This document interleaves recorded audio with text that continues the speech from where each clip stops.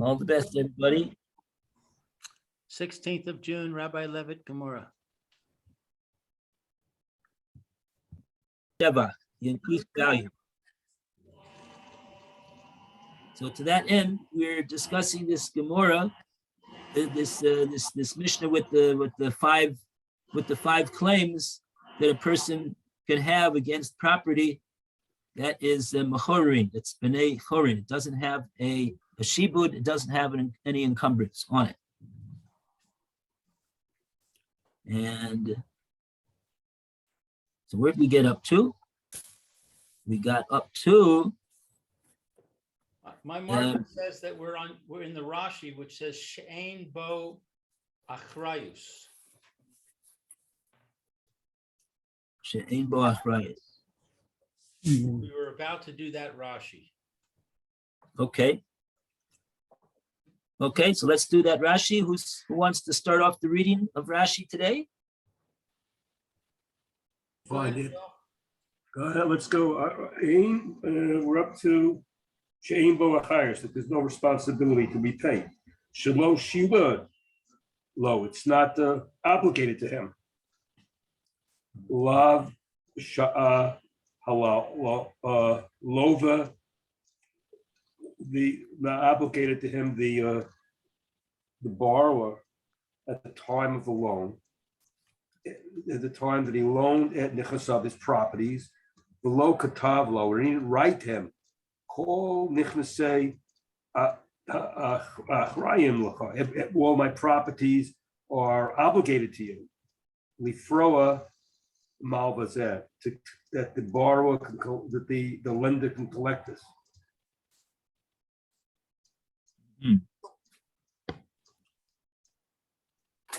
Okay, so we're talking She'ein bo achrayus. Where does that go in the Gemora over here? That ein achrayus. Christ, that's the chov.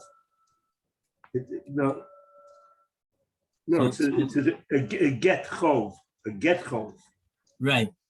We're calling it a get chov, but it's not actually a divorce document over here, like we said yesterday. It's just the fact that the word get really can also be used to mean a shtar. So it's really a document that says that Ploni borrowed the money from Almoni, and he has to give the money back, right? I have to give it back. And the question is, this document is a document she'ein bo achrayus. So what's that mean? It doesn't have achrayus, doesn't have responsibility. He's certainly responsible. He's personally responsible to pay for the loan. There's no doubt about that. He's personally liable, and any property that he does have in his possession can be if he defaults on the debt, the creditor can get at that property that he still has in his possession. But over here again, we're talking about that the document didn't have achrayus, didn't have responsibility, which Rashi explains means that in the document the borrower did not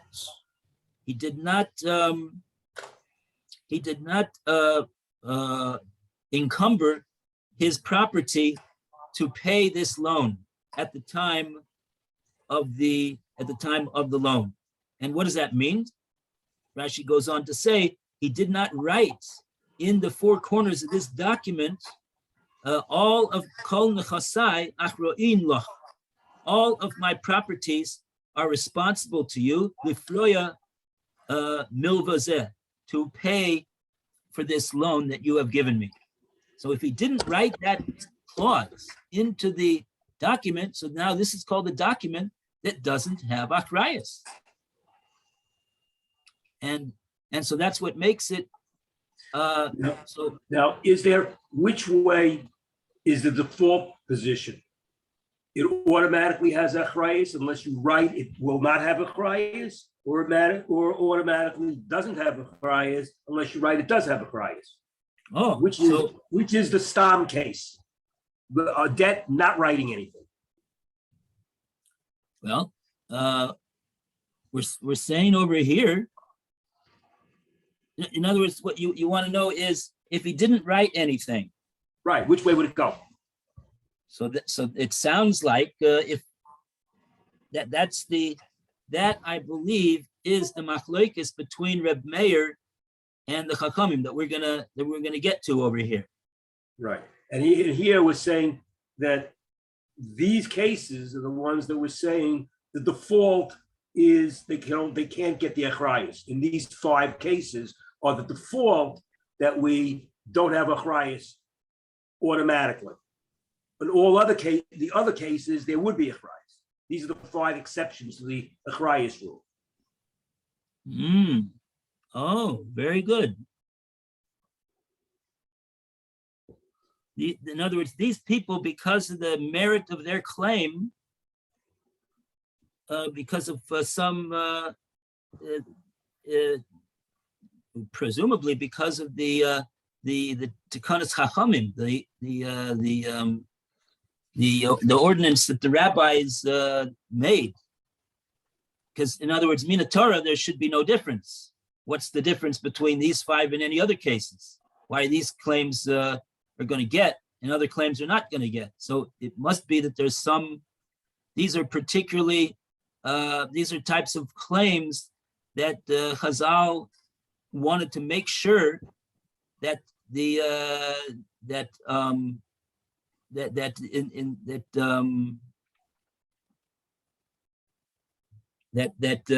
even if the owner would sell it to somebody else, so generally if it's and that third party doesn't have the obligation, right? So he could say, what do you coming to me for? I don't owe you anything. I just bought this property from the guy that does owe you something. So what do you want from my life? That would be the typical response of the owner of this property who's now bought it from the person who has the obligation.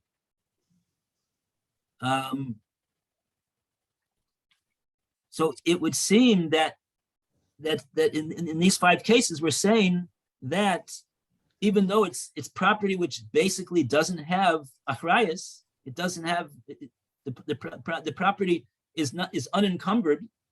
Nevertheless, these 5 claimants are going to get their claim fulfilled. That's what it would appear over here. I think it's the opposite of what you just said. What?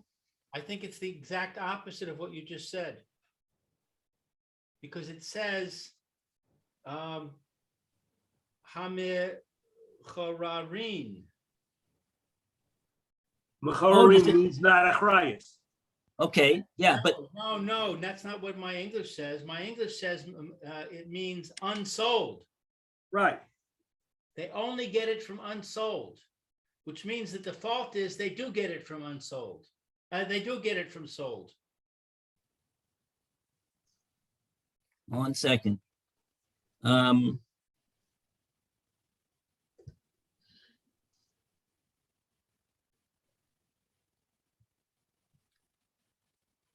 One second.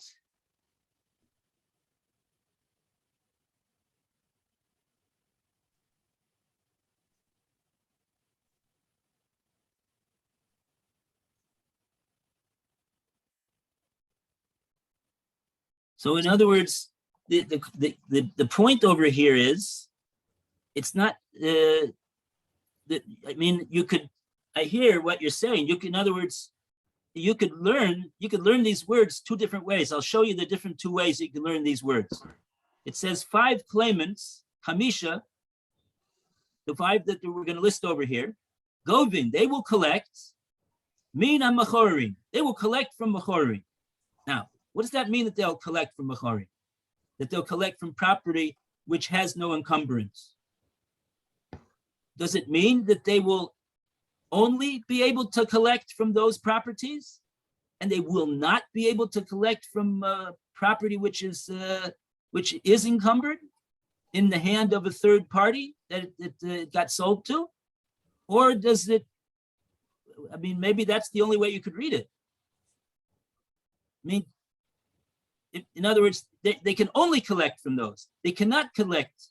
They can't go to the, in other words, if the person that owes this claimant money, these 5 claimants, if these 5 claimants are owed money by Plony, and Plony sells to somebody else real property,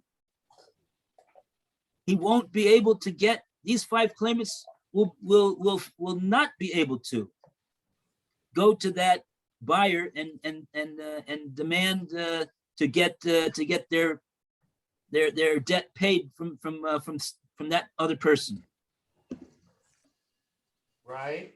They can only go, these people can only get from Mechorim, the property that is still in the possession of the guy that owes them the money. Right. So according to that, these claimants are in a worse position than other people, other claimants, Correct. for some reason. Right. And in the case of the particular item we're looking at, where it's unencumbered, the reason is because it's unencumbered. If it was encumbered, then you could go against the property even after it was sold.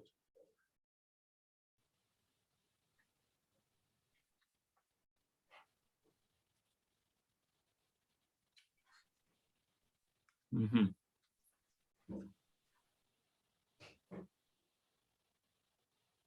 And similarly with the other 5. Super. And similarly with anything that's not mentioned amongst the 5. It's hard for me to accept this because I would have thought that Chazal would have accentuated the claim of an Isha.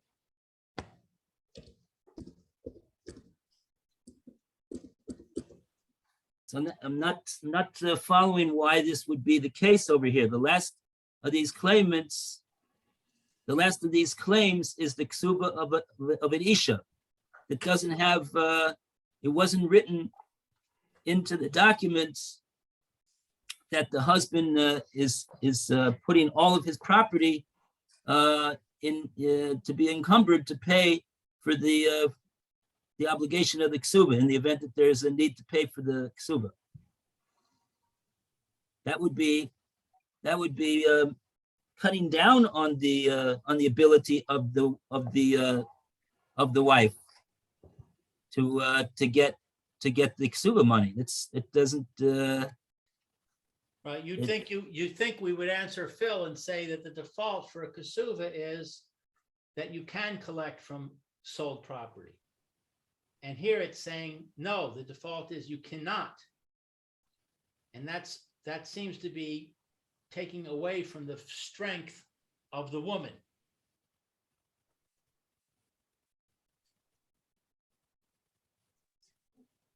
That's assuming, there's a question of whether you write it into it or not. That's part of the question of those last things. Was it written or not? If it's not, it has to be written into it in order to guarantee it. Right. And in this case, it's not written. Right. So that's the case where you can't collect Meshuba properties. You only have to collect free and clear properties. Right.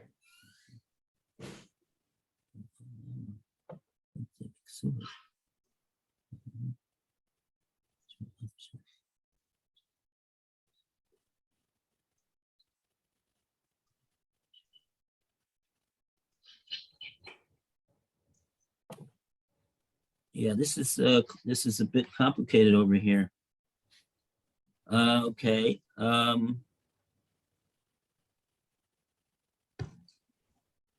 Okay, let's read on over here in the Gemora over here. Now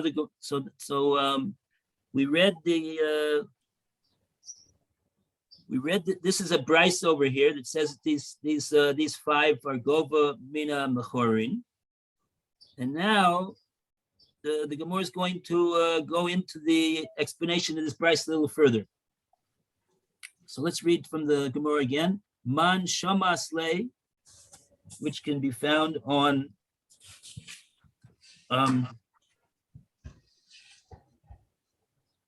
where is this?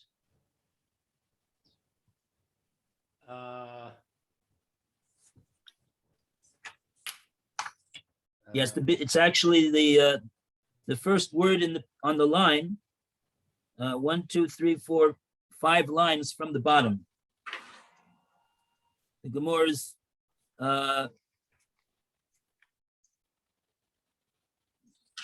statement over here. Man shomasle the Omer Achrayas.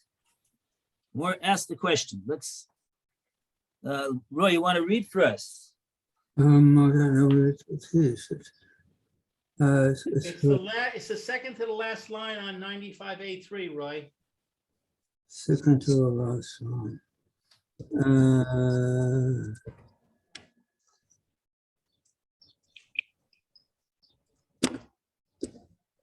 Oh, right, I see it. Thank you. Man shamat lay rahama acharius lo taut sofer hu. Now, whom did you hear say that the absence of a guarantee in a promissory note is not presumed to be an oversight of the scribe? Who said that? Rabbi Meir says, thus the Brisa is authored by Rabbi Meir. The Kotane Pirot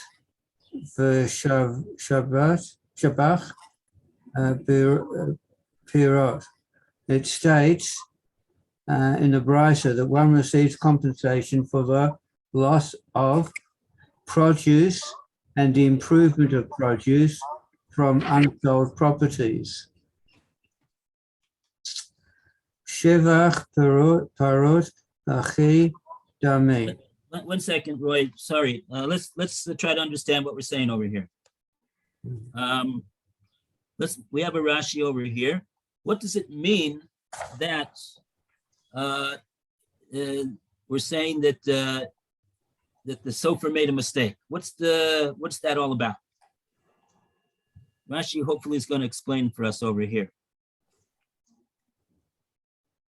Lou, you want to read the Rashi? Lav tos sofer hu. Okay. In other words, what we're saying here is that the fact that the document does not have written in it a clause that says all of my properties are responsible to pay for this obligation that I am incurring in this document. Right. If it doesn't have that clause, so what do we? So then we have a question about was that a mistake of the sofer? Was that an oversight of the sofer or not? Right. So lav tos sofar hu. It's not a mistake of the sofer.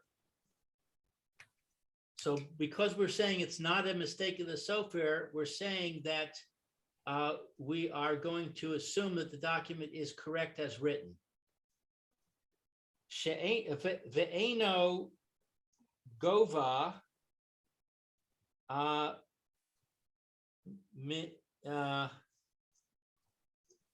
Menachsim. I don't know what this abbreviation is. Properties. Me in the chassim from its properties. In the chassim. It's not. What's gova? You don't collect. He doesn't collect from the properties. Mishibudim that are encumbered. velo amrinan, and we don't say ein lecha adam hamalo me'osav. We don't say Excuse me. that there is not for you a man that fills. I don't know what Mo'osav is. Ein lecha adam hamalva ma'osav. You don't have a person who lends out his money.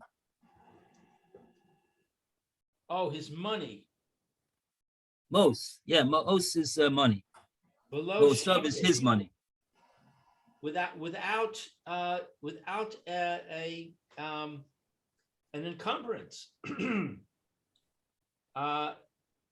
Nexi. What's Nexi? Again, his properties. It's property. Oh, same word. Properties.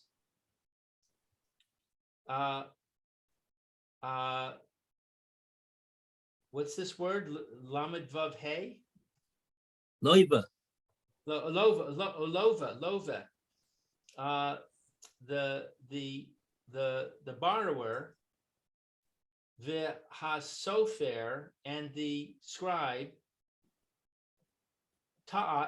made an error. Velo kasav bo, and they didn't write in it achrayus, an obligation. Ella dafka azlinan basar star. Rather, we specifically go after the document. Right. So so she starts off saying that there's nobody who would do this. There's nobody who would lend money without a guarantee, without collateral.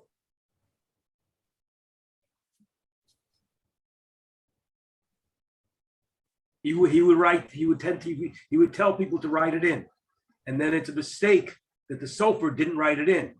So now, what do we go? Do we go after do we go after what his original intention is, or do we go what's written now? So what's written now is it was left out. So it got left out. Well, it's tough. It got left out. It's what the document says. Well, it says there ain't lecha adam hamalva ma'osav. There is not a person who would lend his money below shibud without a guarantee. Right. You got to keep going. And then the whole point is that he wouldn't lend it. He would definitely want that in the document. But now, a sofa, and below katav. What's this lova? The nichnesei lava, the properties of the lender. Of the lender. Okay, so the sofer made an error. Right. And he didn't write in it achrayus. Right. He was supposed to, but he didn't. Guy wasn't going to lend his money without it. So, the sofer made a mistake. So what do we go after? The conclusion is as leading beta shaftar. We go after what's written, even if it was a mistake of the sofer. What? Why would we go after what's Doesn't make written? any sense. Because it's what's written. He should read it. And if Wait, he's let me finish wrong, my rip it up and sentence. do it again. You didn't let me finish my sentence. Okay, sorry. Why would we go after what's written if we started off by saying nobody would do this and therefore there must be an error? Yeah, but you can't. How can you? You have to go on something. You can't go on somebody's word. All you have is an official written document. So therefore, even if the Okay. sofer goes, he has to know to not accept that document. I'm going to cut off this discussion over here for a moment, and I'm going to ask people to read the words of Rashi more carefully. You missed two words, everybody.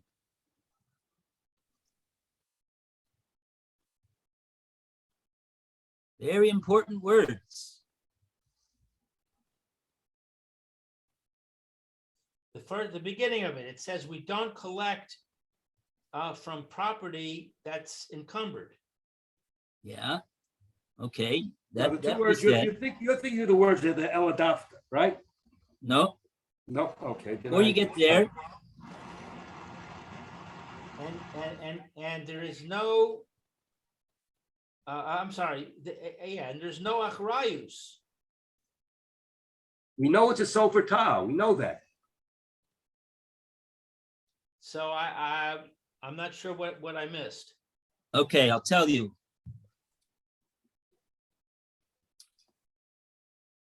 Take a look at the Rashi. It says over here, you were reading, Ein lecha adam. You don't have a person who lends money, who lends his money, and he doesn't take a shibud from the properties of the borrower that he's giving the money to. There's no such a thing, right? That's the way Right. everybody was reading it. Right? But oh, what can we do? But the document doesn't have that clause in it. So too bad. So he said, that makes no sense. So I'm asking you again, before you read the words, Ein lecha adam, read the two words before it says Ein lecha adam. What do those two words say? Without achrayus. No. Below, we don't say this. Below I'm reading. We We don't do say not that. say. Oh, got it. Got it. We don't say that there is no person who would do this. Yes. But then why does it say the hasofer ta'a? Oh, that's That- part of what we don't say? We don't say Right. that Right. Right.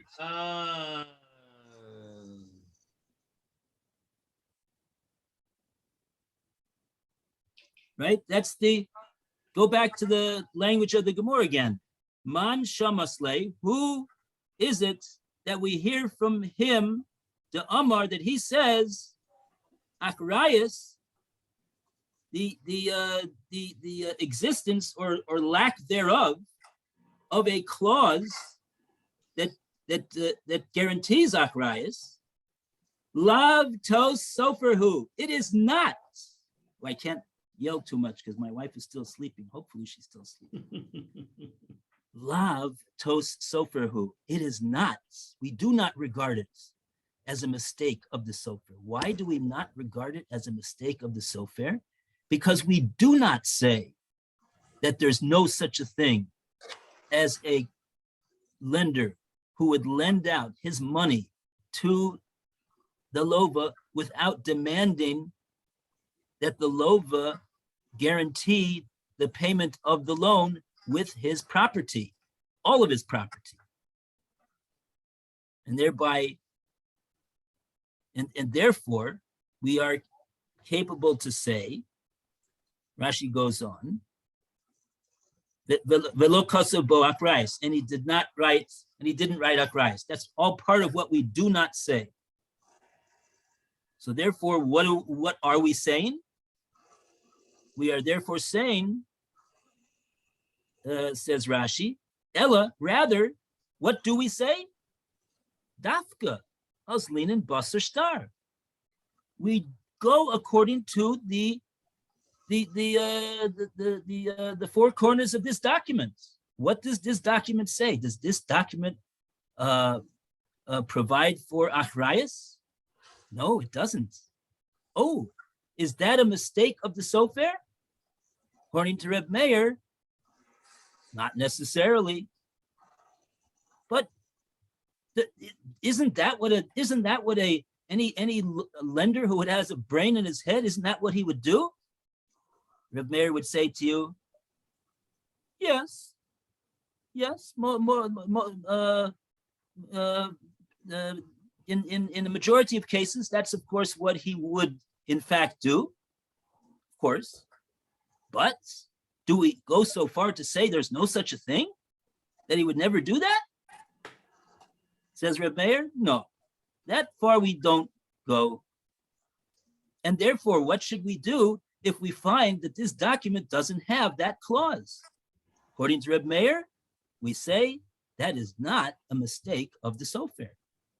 The reason that the sofer didn't write it is because the person didn't tell him to write it, and we say that it is possible that he didn't want it. He didn't demand that it be written.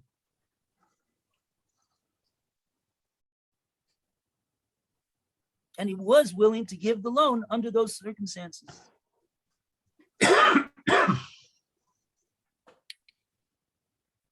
So therefore, we cannot say that it's an outright mistake that the sofer made, and therefore say, well, in any case, the properties are responsible to pay for this this unpaid debt over here. Cannot say that according to Reb Meir.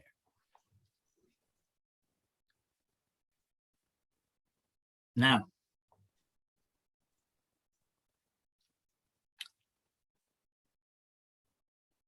so that's what we say.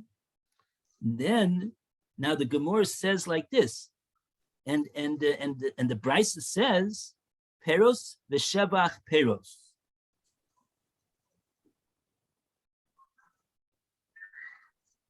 Peros v'shevach peros. So now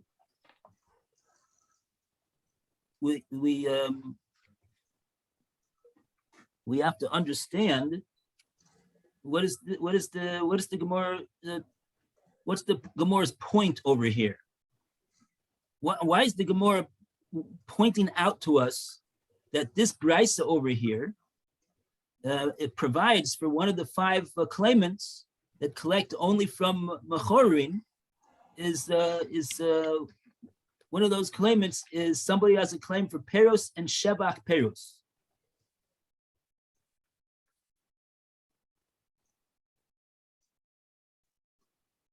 And here,